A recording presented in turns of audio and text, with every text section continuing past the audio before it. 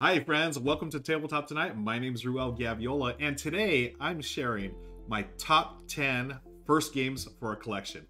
This is the first of 12 gift guides. Is that right? 12? Yes, that is right. 12 holiday gift guides, and I'm actually calling these just gift guides because I think these games on all these lists are great for all kinds of gift-giving occasions, birthdays, anniversaries, or for the holidays. This is starting here on October 5th, 2022. I'm going to be doing one per week until we get to December, around Christmas time and all the holidays. So thank you for joining me. Let's get to it. The first list is 10 top game, or my top 10 games for first games in a collection. And let's go over here. And these are games that I've selected where I feel they are a great choice for first games in a collection. So someone that's either brand new to the hobby or is like board game curious, why not give them these 10 games? I'm going to start with number 10, a personal favorite, Qwirkle. You can see here, Michelle and I, we streamed this a couple of years ago. I mean, I love looking at this stream.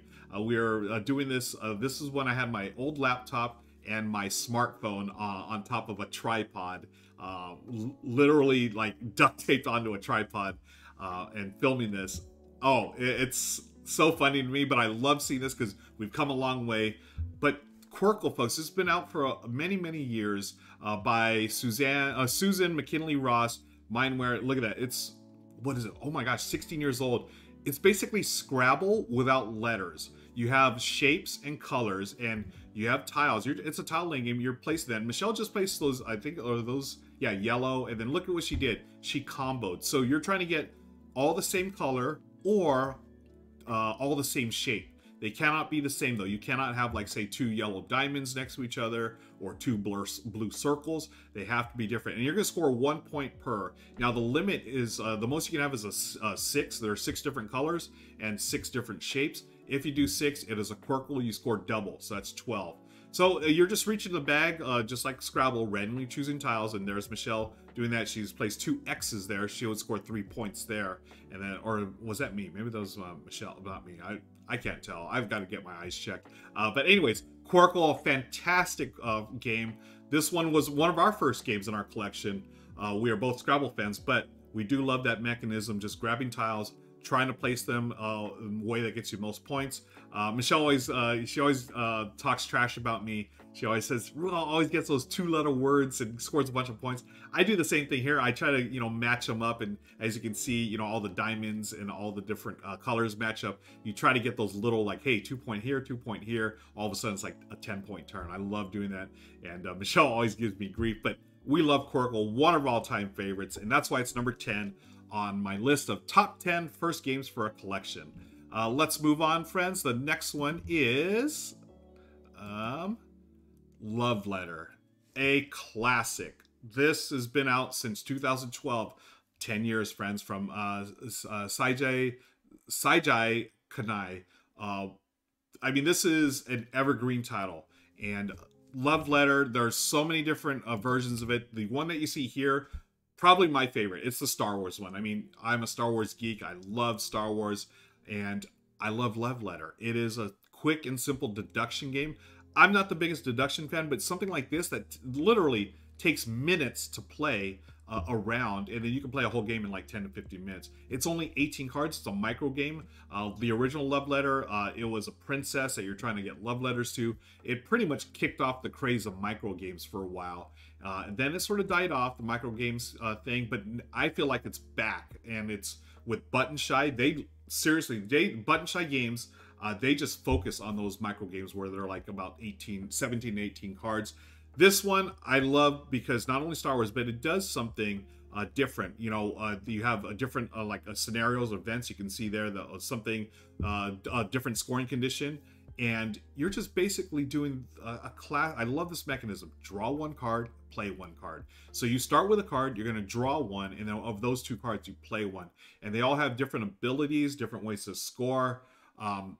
I love them all. I've not played a Love Letter that I did not like. I still have my original copy.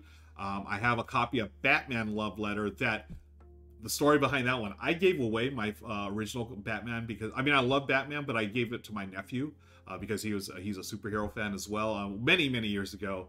I don't know if he still has it. I hope he does, because it's out of print.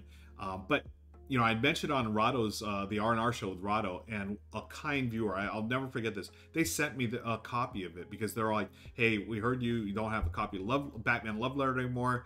I have an extra one. I'm getting rid of mine. I would love to give it to you." I was like, "Oh, thank you so much." So I now have a copy of Batman Love Letter. That's one of my favorites. Another one, I actually was going to show that video, but I decided with Star Wars instead. The Marvel Infinity Gauntlet one. That one is fantastic. I love that one. It's you're basically superheroes versus Thanos. It's so great. It's so thematic, and it makes perfect sense. It's got the, you know, Infinity Stones. You're trying to collect those, and as a Thanos, and then the other players, it's basically one versus many.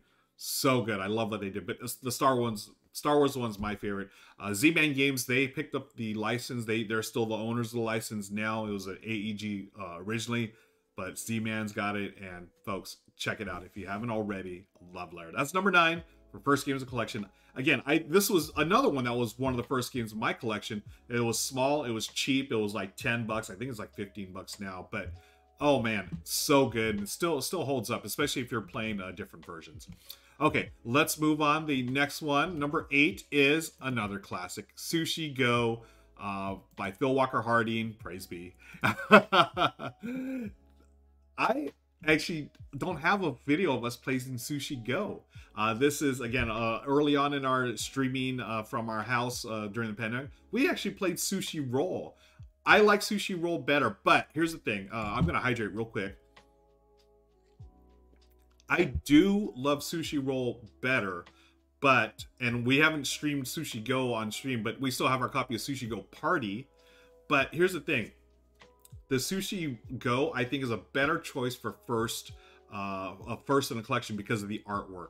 I love the artwork, and I just love the drafting. I think it's a little easier to grok than Sushi Roll. But Sushi Roll, I love rolling dice. That's why we're showing it here. But either one, you can't go wrong. Phil Walker Harding, again, his games are genius. I love his games because they're almost always more easily accessible than other hobby games. But there's enough there that hobby gamers can appreciate. And still, Sushi Go still gets a lot of people to the table. I love that. And Sushi Go, for years, I would do, you know, if I'm talking about card drafting, I would go Sushi Go, and then, you know, after I introduced that to new gamers, I would go to Seven Wonders. That's the progression. But, you know, there's so many other games there now in the card drafting, and this was actually dice drafting in Sushi Roll. But Sushi Go, folks, from Phil Walker Harding, that's my number 8 for first games in your collection. And you know, some of the criteria I picked for these were I want games that are accessible, not only from a gaming standpoint, but also the ones that you could pick up on either, like, you know, your favorite local gaming store. But if you're not a you know, a hobby gamer, if you're a casual gamer or you're new to gaming, you could totally find Sushi Go at, like, you know, Barnes & Noble or at Amazon, or I believe Walmart even might have, but it's easy to find that. So that's some of the criteria I had for the list today. Let's move on. The next game, number 7, is Green Team Wins. Now, this is a new one, friends. I literally just played this last night, and I have my copy right in front of me. There it is. I think this is a fantastic party game. There are many to choose from for first time, you know, for a first game in a collection. Blank Slate, Herd Mentality, all excellent party games. I think Green Team Wins is the one that I love the most right now. And that's why, I mean, it's brand new. It's seriously, I just got my copy in last week, and it is fantastic. What you're doing, you want to be on the green team to score points. There's a green team and orange team. Everyone starts off with the orange team. You randomly choose 15 questions. There are different types of questions. You have a this or that, so a choice. You have a multiple choice, so best of 3. Pick one. And then you have a fill in the blank, like blank break or blank, you know, dog or something like that. So mix those up, draw one out of, you got 15, answer, and then if you're in the majority, you flip over to the green team and score 1 point. And then the next round starts, same thing, randomly draw a question, answer it, everyone reveals at the same time. If you're on the majority again and you're on the green team, you get 2 points. If you do not answer the majority, you flip over to the orange team. So you have to, you know, restart. It's so much fun. It's so easy to learn. And it was all the rage at like Gen Con recently. That's where I learned it, thanks to my friend Derek Funkhauser at Board Game Spotlight. It works so well. I think it's so much better with like a ton of people. Now, I played last night with 4 players. It worked fine. It says it works with 3 to 12. I think this shines at the higher player counts. I'm really excited to play this with my family at our next family gathering. Thanksgiving's going to be one, but I'm hoping we're going to get together before then, either Halloween or something. But oh, Green Team Wins is so good, and that's why it's my number 7 for first games in a collection. Let's move on to the next one. Hey, we just talked about Phil Walker Harding, designer extraordinaire. Oh, by the way, number 7, Green Team Wins. Oh, I got to shout out Nathan Thornton. I love his games. He's quickly risen to become one of my favorite designers. Green Team Wins right now, that just came out. There's another one that's going to be out soon. I don't know if it's out yet from AEG, called This Old Wallpaper. Really cool game, set collection, tile or like card placement. And then also Medium, that came out a couple of years ago. We loved Medium, another party game where you're sort of like reading each other's minds, but not really. But oh, it's so fun. Nathan Thornton, you gotta shout him out. He's on the designer on the rise. But let's move. Excuse me. Oh, hydrate. Move over to number 6. We were just talking about Phil Walker Harding, designer extraordinaire. Super Mega Lucky Box. So if you notice this list that I put together, I'm trying to hit up different mechanisms, right? So we had, Super Mega Lucky Box. We had Green Team Wins, which is a party game. Love Letter, which is deduction, and so forth. Super Mega Lucky Box, I picked this one because I think if you're going to have a first game in a collection, Super Mega Lucky Box is a fantastic roll and write because it's just like bingo. And I think new gamers really gravitate toward this. I mean, look, again, another game by Game Right. They're so accessible and it's so easy to get into. The rules are minimal rules, but oh my gosh, it's so fun. Look at that box. I mean, look at the colors. It reminds me of Schoolhouse Rock, back in the day, if y'all watched that. I love Schoolhouse Rock, conjunction, junction, what's your function? That's all I'm going to sing. You're welcome. But it really draws people in. I've played this with gamers, non-gamers, casual gamers. We all love it. It takes about 20 minutes to play. You're just flipping over number cards, numbered 1 through 9, and marking off one of those on one of your scorecards. And as you can see, once you finish a row or column, you get a bonus. It could either be another free number on one of your cards, or you're going to collect a lightning bolt. The lightning bolts help you mitigate numbers. So if you want to change a number 9 to, say, a number 7, you can spend 2 lightning bolts, subtract 2, it's a number 7. And you also collect moons, which in typical Phil Walker Harding fashion, the player with the most moons at the end of the game gains 6 points. The player with the least number of moons loses 6 points. So you play this over 4 rounds. There are also stars that you can score. And when you complete a card, depending on what round you're in, you get points. Oh man, I love this. It's so combo-rific. There's so many points to this. Well, later in the game, you really start getting to these points where it's like, oh, I get a free this. Oh, that leaves me a free this. Oh, and I get a free that. Oh, I love that. It's very satisfying. Michelle and I really enjoy this one. We still play it a lot. We actually really loved his other roll and write game, Silver and Gold. Now, here's the thing. The difference between that one's a little more puzzly. You are drawing little Tetris polyomino shapes on little scorecards. And then that can give you bonuses where, hey, I can write another square on another card, or I can score a palm tree. I feel like Phil Walker Harding took the concepts of Silver and Gold, stripped it down to its essence, and really just focused on, hey, I'm going to make it super simple to, combo stuff. And just, it's very gratifying, folks. Hey, I got a free number 8. I mark it on this card. I've just completed this row for a free lightning bolt, which I can use on the next round. Oh, love it. So that's why it's number 6 on the first game in a collection, Super Mega Lucky Box. All right, let's move on to our number 5, Splendor. Splendor, a classic, a modern classic. Here I am playing it on the app, or no, the Steam version. Here, am I playing with someone? No, I think I'm playing the solo game here, or I'm playing against the AI. Splendor, Michelle and I love this one, and I've always loved it at 2. That's the player count that I enjoy it the most. There's a new one, folks, called Splendor Duel. You're going to be seeing run-throughs of that real soon, not only on my channel, but also Rahdo's channel. Michelle and I did one. But Splendor Duel may be the one we play more, but I will never get rid of Splendor because this is a great one to have for new gamers and casual gamers. But you know, when you play it 2 players, after you play it a few times, you can knock this out in like 15 minutes. It's so much fun. It's very light engine building. You're collecting sets of gems, turning those in for those cards, and then eventually you're racing to 15 prestige points. Some of those have points on them, as you see. To get those, you're going to use the cards that you previously used to get discounts, basically. So if you had 2 white ones, for instance, something with 4 white gems as a requirement would only cost you 2. Oh man, Splendor is a modern classic for a reason. Very easy to learn. There's so much, I don't know, I've played it so many times.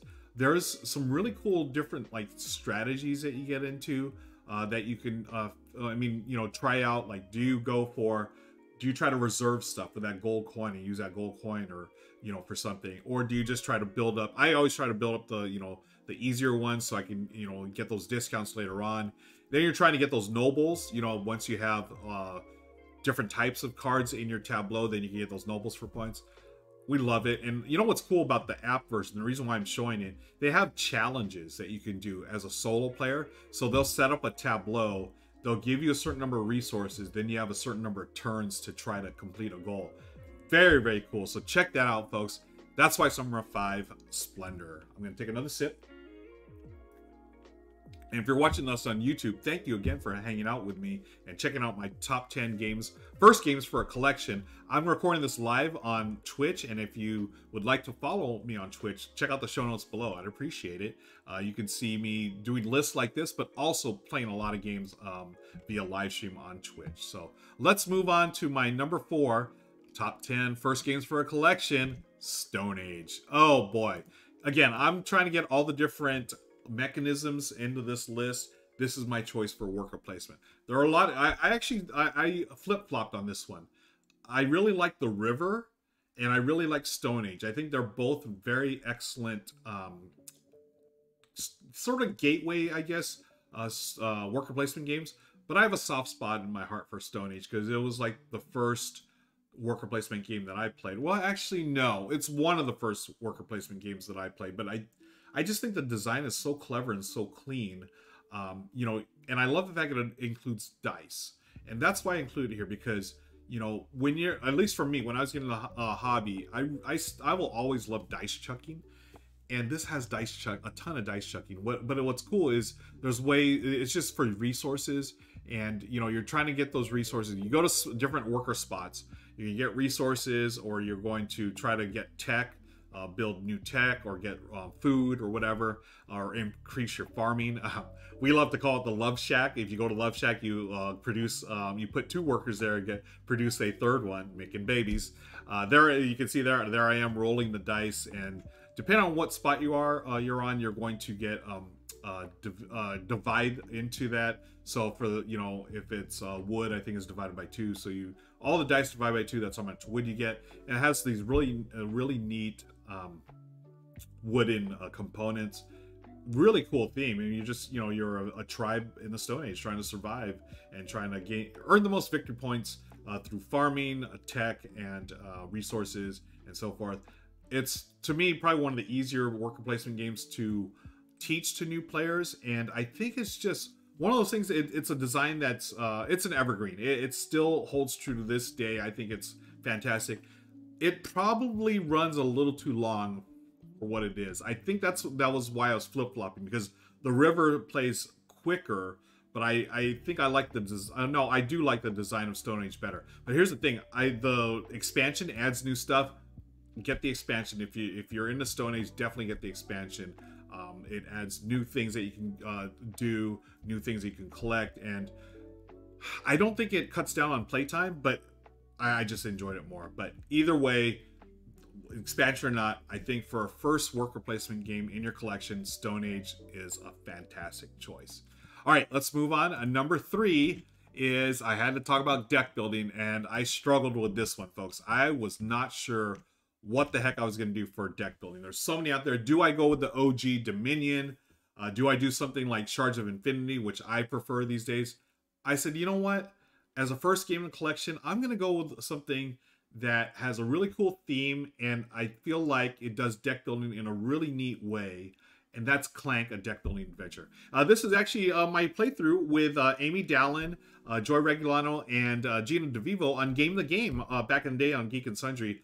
This is one day that Becca was out of town.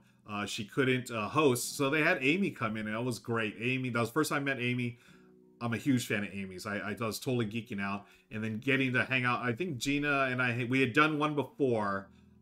We had played Tiny Towns, I believe, and she's fantastic. And then meeting Joy Regulano, I'm another big fan of hers. She was on, what was that show? Crazy Ex-Girlfriend, and she did this really cool musical, and it's still in production now. It's still on in Hollywood, called Supportive White Parents. It talks about her upbringing as a Filipino American, and going to college. And oh, she is fantastic. She's so funny. She's super talented. She's a violinist, a singer, a songwriter, actor. She's extraordinary. And Amy Dallin, of course, that's Joy. I'm talking about Joy. Amy is also fantastic. Super, super talented. You know, Gina, I was just so honored to be on set. Anyways, honored to be on set there. What we played was Clank. I did win this game, by the way. Haha. We played with, I think this was the Ape Lords. There's some new things here. Now, Clank, the base game. That's the one I'm recommending for a first game in a collection. It's deck building where you're playing 5 cards at a time and buying new cards and using those cards to move around in the dungeon, to fight monsters and collect treasures. And I think that's why I picked this one first, because I love the theme. Dominion is very dry. Now, Dominion is probably the best pure deck builder still to this day. Play cards, get cards, eventually get victory points. But it's so dry and just, you know, I mean, if you're from a pure mechanical gaming standpoint, Dominion is really, really, it's still top of the heap. But Clank, give me the theme, give me the fun interaction between players. We're playing also with the Acquisitions Incorporated. Those give you asymmetric abilities. I would totally do that as well. But again, for first game, start with Clank and then go from there. If you like it, get into the expansions. Highly recommend the Legacy game. That was my favorite Legacy experience of all time because it was Acquisitions Incorporated. Still, it's one of the funniest campaigns I've ever been part of. But Clank, the base game, wonderful, wonderful game by Paul Denon, Renegade Game Studios. They actually did Clank Catacombs, which I'm going to be doing a run through on my channel and Rahdo's channel soon. Catacombs takes it to the next level. It's really cool. But the original, still to this day, is fantastic, and I think it's a really great choice if you're getting a game for a first-time gamer or a first game in your collection as far as deck building goes. You have a little push your luck as well. You're trying to get down in the depths. Avoid the dragon. That's another fun thing, is making all that noise, the clank.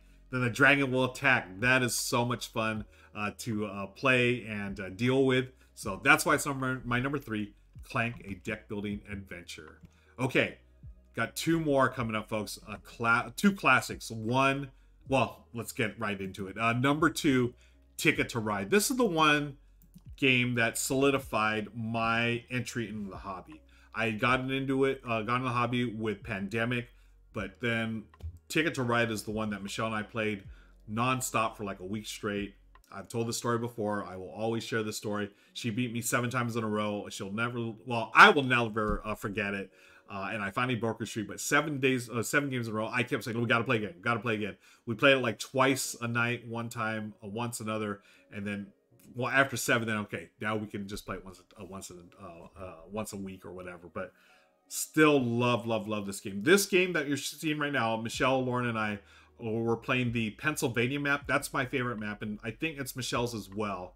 I don't know. I think Lauren still likes OG Ticket to Ride, but the basic premise of the game, it's network building, route building, where you're playing trains and collecting sets of cards to play those onto the different colors of the board there to connect routes. So, you know, you want to, in the original game, you're trying to connect states or cities in the US, like, and part of Canada. So you want to go from like LA to Seattle. You have to place trains, you know, depending on the cards that you've collected. And in Pennsylvania, what I really like is it adds the element of stocks. So you're going to have the option, or you're going to be able to buy stocks as you complete different routes, and it gives it's an additional set collection, and you score more points for the stocks that you collect. Whoever has the most in a certain company will get most points, and so forth. It's such a genius design. This is from Alan R. Moon, a legend. This is almost 20 years old now, folks, and it still holds true to this day. I know a lot of gamers, after they get into the hobby, they sort of move on past Ticket to Ride. I would if you're one of those, I would recommend Ticket to Ride Pennsylvania. That is a fantastic version. We will always keep our original copy. We have this one. We have Europe, Pennsylvania. I just got the Poland map. We also have the smaller ones, which you can pick up at like Target for like 15, 20 bucks. That play in half the time. Not even that, maybe in 20 minutes. And if you're really, I almost put that on here, but something about the original Ticket to Ride with a big US map, I love that. And I think that's the one that's best as a first in your collection, because it's so beautiful. And I seriously, you know, I've always talked about this with Michelle. I want to get a copy of that just so I can mount the board, because I think the board is terrific. So that's why it's my number 2, Ticket to Ride. We've got one more game, folks. Thank you again for joining me. This is the top 10 first games for a collection. I've got one left, and this is a modern classic, a new one to the list. My number 1 is Cascadia.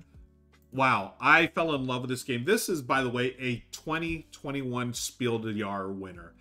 That is the Academy Awards of board games. I'm so happy for Randy Flynn and all the team at Flat Out Games. Deserve this game. They deserve the award. As a tile laying game, it's my favorite because it's so easy to get into, and there are different modes to play. So we play, you know, the standard mode where you're laying tiles. It's a double, almost like a double draft. You're drafting tiles, and you're drafting the animals that can go on those tiles, and you're eventually trying to put the different land terrains together to score points, but also the animals in different shapes to score those points as well. Like, you know, bears, like with the original one is like bears in pairs, or you can have one here like 3 bears in a row. Elks, hawks like to either be left alone, or, you know, foxes want to be next to something. You have runs of salmon. So many different ways to score. They're different, you know, those cards can be interchanged, but there's also a family mode that you can play as well. And I love that you can play games that with your family that don't have as many rules or take down the complexity a little bit. Sort of like Ticket to Ride, you can play that, the original base game, or you can move on to something a little that adds a little complexity, like Pennsylvania. I think that's why it's my favorite tile laying game. Michelle and I love this game. We adored it from our first play. And as you can see here, I'm actually playing it solo. There's a very easy solo mode. You can even play it online, folks. Just type in Cascadia Solo online. You'll find they put a site there that you can play just by yourself with the base scoring rules. Get the game though, folks. It is such a huge, been such a huge hit. And last year, when I had an early copy of this to do run-throughs and stuff, and I played it with a bunch of people, not only Michelle, but also with some friends. We did this weekend away. A bunch of us got together, and they're all casual gamers, and I brought this, and it was a huge hit, and immediately one of the couples, they bought it. Like, you know, they texted me, say, hey, when's that game coming out? I was like, I think it comes out in like a month. So they got the pre-order, they got their copy, and I love hearing stories about that. That's why it's my number 1. I think it's just a modern classic. I think it's a game that gamers and new gamers and casual gamers will love, and I think it belongs in every collection, to tell you the truth. I really do. It's fantastic. So that is it, friends. Thank you for joining me for this video. If you're on YouTube watching this, I do this live on Twitch once a week. I'm doing 12 of these as we gear up for the big holiday shopping season. I'm going to be doing different topics. This was the top 10 first games for a collection. And again, if you're watching on YouTube, please hit that like and subscribe button. I'd appreciate it. And I'll see you later. Bye.